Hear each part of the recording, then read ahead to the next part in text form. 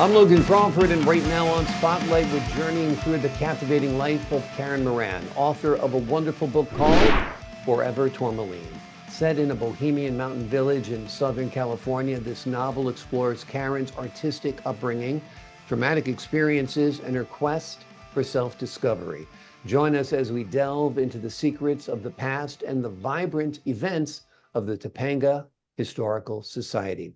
We're delighted to have this very talented author join us here today on Spotlight. We thank the team at Atticus Publishing for helping us put her in the spotlight today. And we ask viewers like you to support authors like her by subscribing to our channel and by purchasing her wonderful book. The links are below this interview. Karen, you're one of my favorite guests, and I'm so delighted to welcome you back to Spotlight today. Thanks for joining me. Thank you, Logan. It was my pleasure for sure. For the folks who haven't watched our first interview, let's talk a little bit first about your book, Forever Tourmaline. Let's give them an overview. Okay, basically, it is an autobiography or using a little bit of creative fiction. So we can call it a mythobiography or a magical realism, if you'd like. But it's really, I wanted to focus very much on growing up here in Topanga Canyon in a creative arts family and the freedom that we were allowed to have while growing up and what that brought into our lives. So I tell a series of stories of growing up in Hondo Canyon, which is a smaller canyon within Topanga Canyon.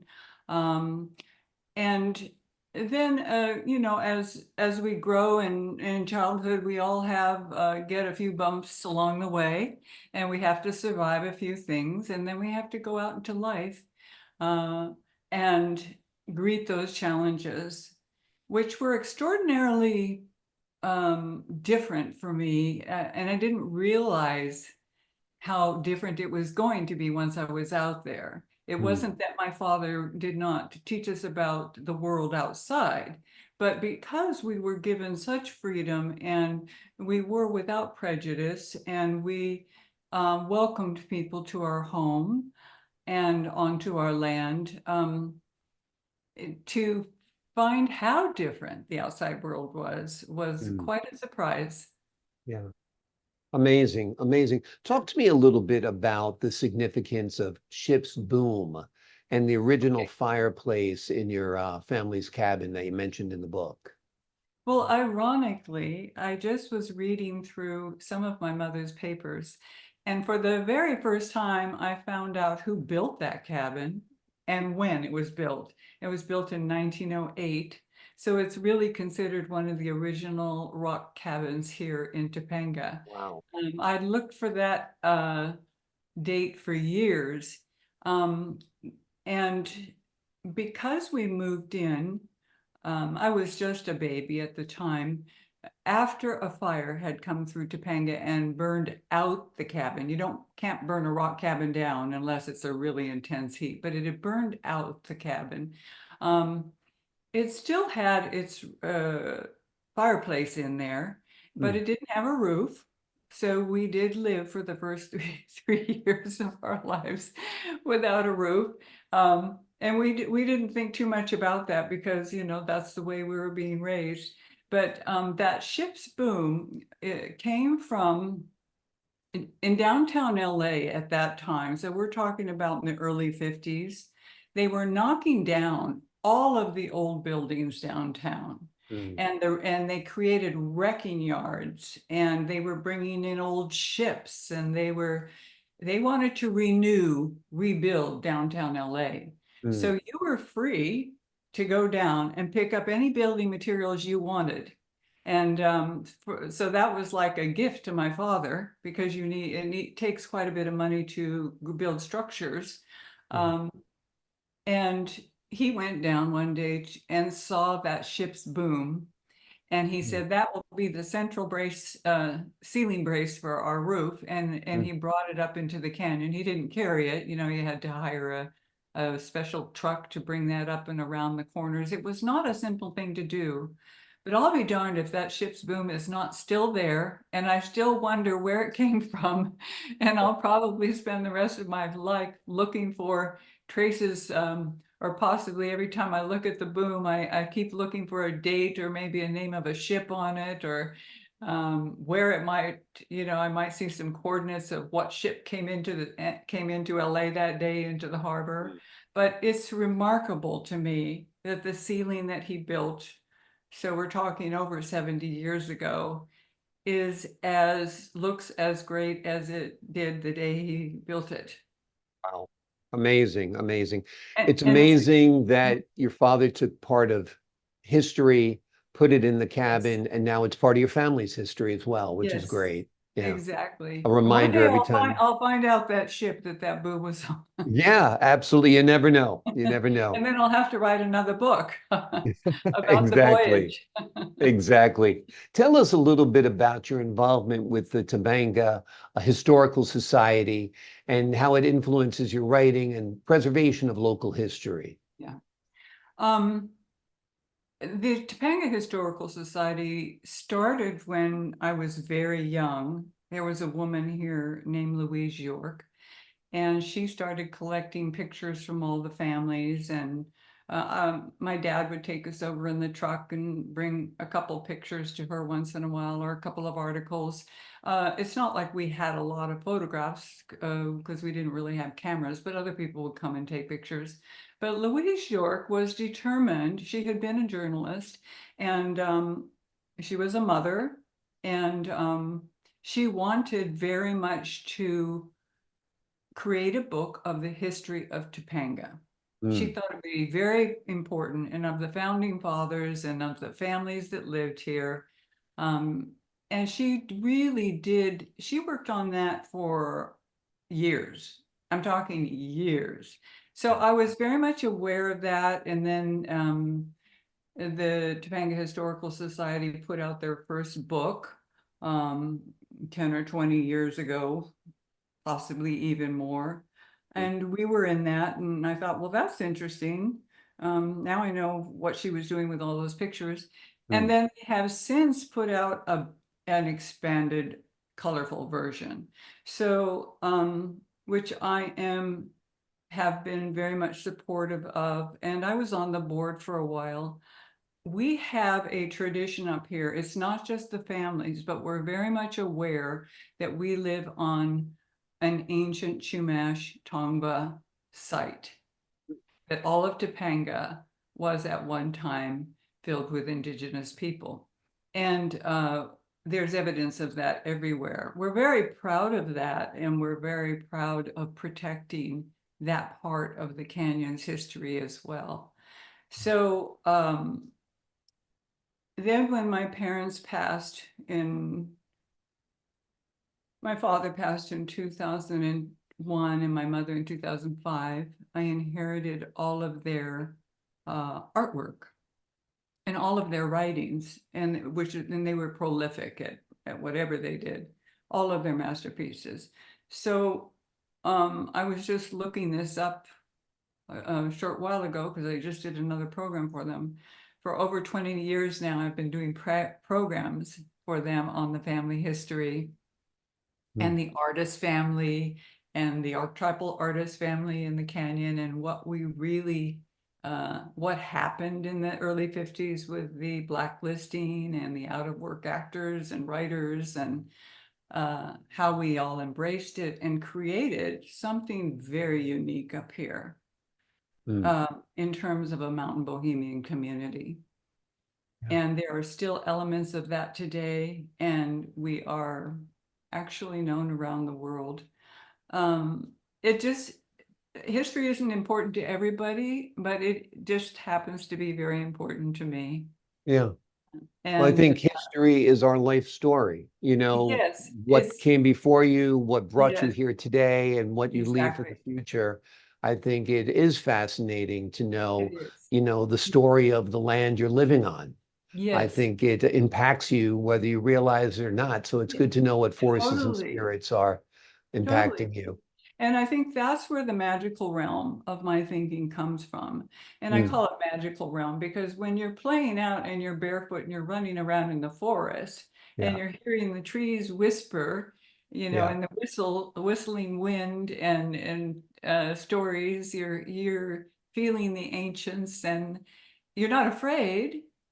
It's just kind of like interesting, like, oh, we're not the first and we won't be the last. Yeah. And it's just a beautiful thing to incorporate into your life. Yeah. And into your writing as well, of course, that Oh, magical realm, absolutely. that magical element. And magic is out there. I mean, Mm-hmm. I think some of us have become such realists. We only like look at our phones and go to ChatGPT or Google.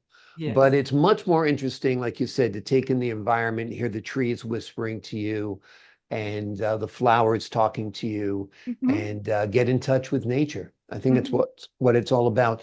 Tell me how events you participate in, like the Topanga Historical Society meeting on June 2nd and the bookstore display campaign, how Okay. they help you connect with readers in the community. Oh, absolutely. And for my 75th birthday, which was on June 1st, but I did Which I have would never believe in a million years. Unbelievable. Well, you look well, that's great. thank you. And people still think I'm just little Karen Wood running around, barefoot in the canyon. Well, good. Well, then that magical realm has done you well because I So, would not have guessed anywhere close to that. So we'll do another episode one day on your secret okay. youth, Yeah, a secret for to you. sure. Yeah. So I had been asking the people that we sold the property to, after my parents passed away, my sisters and um, I have been asking them for 20 years to please let me bring over the Historical Society and do a special Historical Society event to do a presentation about the history going back to the Tongva and the Chumash. We're going back 11,000 years, and then bringing it into the current history of the last 100 years when the cabin was built, and then up through my parents' death and then my history. Um, and I said to the owner, who I've been asking for 20 years, if I could bring the Historical Society over. He finally said, yeah. I said, listen, I'm turning 75. It's either now or never. David, Yeah. come on, let's do this and let's do something wonderful. And so I brought them out on a Sunday afternoon.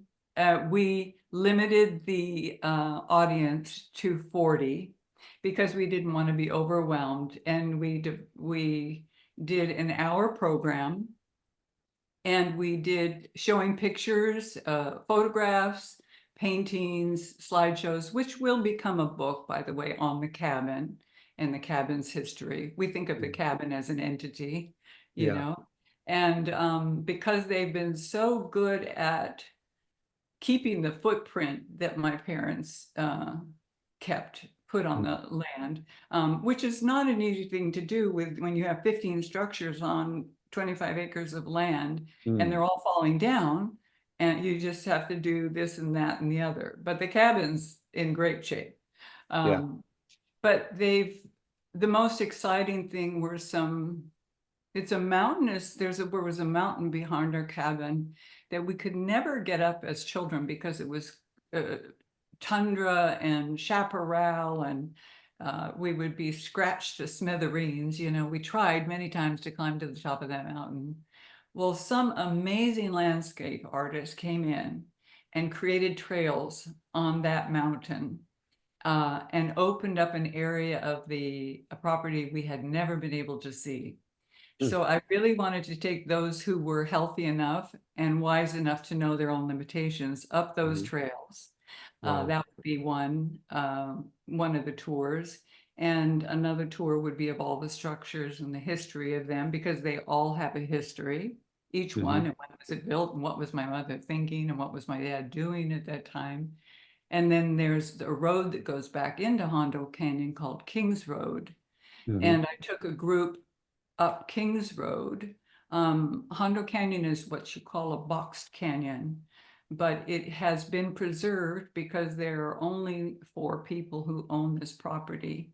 And Mm. unless you're invited in, you don't get to come in. So it's like pristine in the waters and the creeks and the springs. And this was where the Panther story came from, Mm. back up in Hondo Canyon. Um, so I took those who couldn't quite climb mountains up Kings Road. And it's called that because the neighbor who lived behind there was named Mr. and Mrs. King. Hmm. And I took them up that road. That was all filmed. So there's another hour of me chit-chatting about this story and that story. Yeah. Uh, where that rock formation came from and where that creek was and how we used to swim in that pool. And people had such a glorious time, and they said their comment, because now I chose not to put a lot of photographs or pictures in the book. Because there's an abundance of them. I wanted people to have their own imagination of this environment or of this Mm. terrain. But what the readers said, to actually see pictures of the places that they had read about was extraordinary to them. Yeah. And Amazing. yeah, and it really gave a depth and breadth to them. And that was thrilling for me. And for them as well. So that was my contribution to bringing the book alive a little more. Absolutely. So the cabin is now owned by the Historical Society? No, it's not owned by, it's owned by a couple that Okay. my sisters and I sold it to them, but they Okay. have kept it as if it were a historical site. Right. The problem with being designated a historical site, you run into a problem of not being able to fix anything. Right. You have to be very careful about that. Yeah. So the property, like all properties in Topanga, somewhat Airbnb, they want to become possibly an art school or a healing center, which is what most people with large property up here in Topanga want to become. Hmm. And I shared a lot about my father's designs for the property because he very much wanted an art school and a gallery, and very much like you can go to Europe and go to art school for 3 months. He wanted a Right. place for resident artists, and it's all there. It's just a matter of can the community tolerate it, and will the regional planning allow you to do these things? Right. Right. And what ends up happening here in Topanga and probably other places is it just runs unofficially. It Hmm. becomes what it's supposed to become anyway. Right. It's very odd because the land dictates what you can and cannot do on it. Yeah. Amazing. What was it like growing up in the cabin? And tell us what some of your fondest memories are of growing up there. Well, there was of course we were cold, the wind blew through, and especially when there wasn't a roof. Yeah. We didn't have central heating. We had only the fireplace, and I can remember my mother cooking over the fireplace. I mean, we were certainly not in the century where that's what you did. You were supposed to have a stove, but we didn't have one yet. We didn't have she would bathe us in a horse trough, Mhm. and until we got, and we just didn't think anything of it, but the sweetness of it, because the whole family is really in one room. And my Yeah. parents were their workbenches. They were carving waxes because they worked in the lost wax process to make jewelry that sold through Beverly Hills. We couldn't think of why anybody would want to wear jewelry. We're running around barefoot and we don't want rings on our fingers and bells on their toes, but everybody in Hollywood wants a piece of this jewelry. Right. Um, but we're all sleeping like I was in the beginning. We didn't, my oldest sister had her own bed. It wasn't even a bed, it was a mattress. And then my parents had a mattress in the center of the floor. And then my younger sister and I would sleep by their feet, and it sounds odd, but it was so sweet. And I guess it's like what families feel when they go camping. Yeah. And then going to town or to get groceries was like something you did once a month. You Right. didn't go over the hill easily. And then my dad would go into town, he'd bring home a month's supply of food. And it was like a celebration, like we'd all Yeah. be there opening up all the packages. Um, the memories, and then my mother was just amazing because she had studied ballet, so and my dad had studied opera, so he would turn on opera every Mm. Saturday morning, and then my mother would dance, and twirl about in the cabin. And life was made fun by them. They were exciting to watch and see and be around. Yeah. And, then Mom would say, now get up early enough and go out and look under the petals of the periwinkle and you'll find the fairies and the Yeah. leprechauns flying down there. That's So, wonderful. and people, they weren't just sweet to us, it was a sweet family. And people loved to come and stay at our home and come and visit us. And because we had land, people often needed a place to stay and they would come and park and put up a tent or something. Mm. In exchange for helping my father build the house. So there were good memories of all, it was like kind of the circus came to town, all different people, the nature boys and the health nuts and Lord Buckley and Lady Buckley and um, all these people that were storytellers, would Mm. come and hang out. And people from the circus, actors who were out of work would be working in the circuses, so Wow. then they would come. And so it was like an entertainment center. Amazing. In some ways, it's like your parents were the original hippies. They didn't Exactly. live in that era, but they were making jewelry, they were building Yeah, their own home, they were yeah, entertaining multiple yeah, people. Arms open, you're welcome, yes, come, yeah. right? It was a lot of people called him that, but I had to make a distinction in the book and in the presentation between the hippies and the Bohemians, mountain Bohemians, Right. because what happened. So we were working hard, we were all working hard for this land and everything. What I call the hippie invasion, those were the dropouts that came and decided, well, you have land, there's no reason why I can't live here and Right. smoke my days away and or wash in your streams or use your facilities and not pay you or something. We had a collision. We were on a Mm. collision course. And then in the end, because my parents were so welcoming and kind, um, they did end up incorporating those who wanted to really come and make a life for themselves. They were very helpful. And those people that really wanted land and wanted to buy it and wanted to work for it and wanted to help for it stayed. The rest just passed on and go to wherever they all go to squat elsewhere. And in fact, the room I lived in for 8 years when I returned um, home with my children when my first marriage failed Mhm. was a cabin built across the way on the mountain opposite us by some hippies, Mhm. and they were squatting, and they finally got kicked off, and so my father went over and said, listen, this is a really nice structure. I could use it on the end of my home for my daughter and her two little girls. Let me pay you for it. So everybody was happy. You know what Yeah, I mean? And he would make a situation better. He would make the best of the situation. amazing. Um, yeah, Amazing. Sounds like your parents had great hearts, and obviously their yeah. daughter does too, because of the way she has written about this in her wonderful book, in your wonderful book. Tell us about intertwining poetry and literature in Forever Tourmaline. Well, I am a poet at heart, and I Mhm. have written poetry since I was 20.